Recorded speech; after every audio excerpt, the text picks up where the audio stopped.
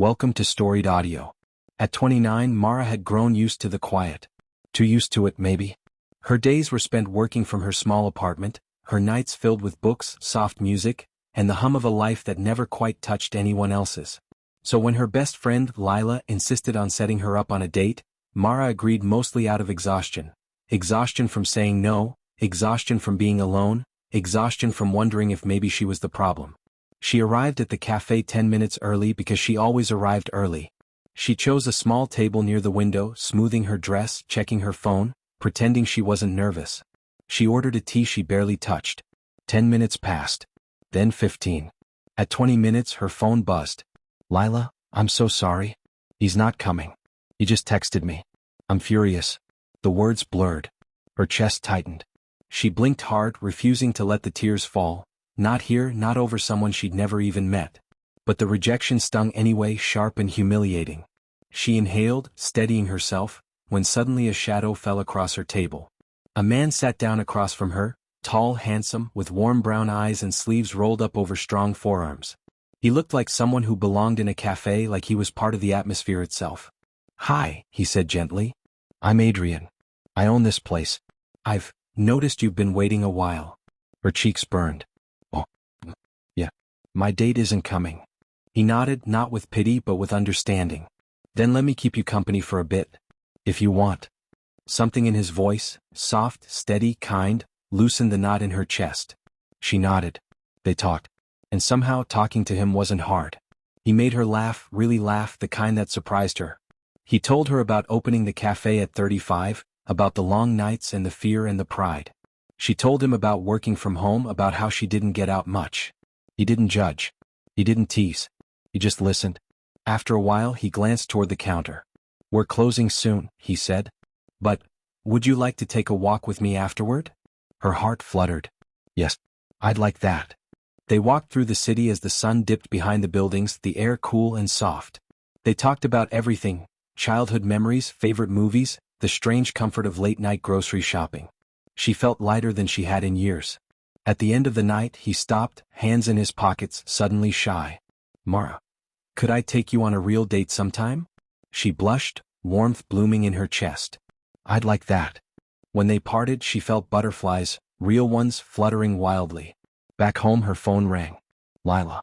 "Mara, I'm so sorry," she said immediately. "I can't believe he didn't show." "It's okay," Mara said, smiling. I met someone else." And she told her everything. Lila squealed so loudly Mara had to pull the phone away from her ear. They texted all week, long, thoughtful messages that made Mara grin at her phone like a teenager. That weekend they went on their first official date. It was perfect in a way that didn't feel forced. Afterward, they went back to his place and sat on his balcony, the night sky stretching above them. "I haven't been in many relationships," she admitted quietly. "I'm probably awkward." He shook his head. "You're amazing." He told her about his last long-term relationship, how it had nearly broken him, how he'd rebuilt his life piece by piece. She listened, her heart aching for him. Before she left, he took her hand and kissed her gently, like she was something precious. After that, they were inseparable. Dinners at each other's apartments, slow mornings with coffee, evenings curled up on the couch. Mara felt herself opening, blooming, becoming someone she hadn't been in years. Until the day everything cracked. She had a panic attack, sudden, overwhelming, suffocating. She tried calling him. Once, twice, 5 times. No answer.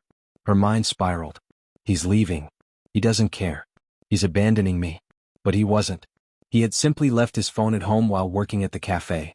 When he finally called that evening, breathless and apologetic, she was cold. Too cold. "You abandoned me," she said. "Maybe we should take some time apart." The silence on the line was devastating. "Mara, I would never abandon you," he said softly. "It was a mistake. But if you can throw this away so easily, maybe it won't work." He hung up. She broke. She didn't mean it. She was scared, overwhelmed, drowning in her own thoughts. She sobbed until her chest hurt. Lila came over, held her, and said gently, "You need to talk to him. In person. He deserves that." It took a week for Mara to gather the courage. A week of sleepless nights, of replaying his voice, of realizing how deeply she loved him. Finally she walked into the cafe, her hands trembling. Adrian looked up from behind the counter. His eyes widened, Surprise, hurt, hope all tangled together. Mara, he said quietly. Can we talk? She whispered. They stepped outside. The air was cool, the same kind of night as the one when they first walked together. I'm so sorry, she said, voice shaking. I didn't mean what I said. I was scared and panicking and I took it out on you. I won't treat our relationship like that again. I love you. Her voice cracked on the last words.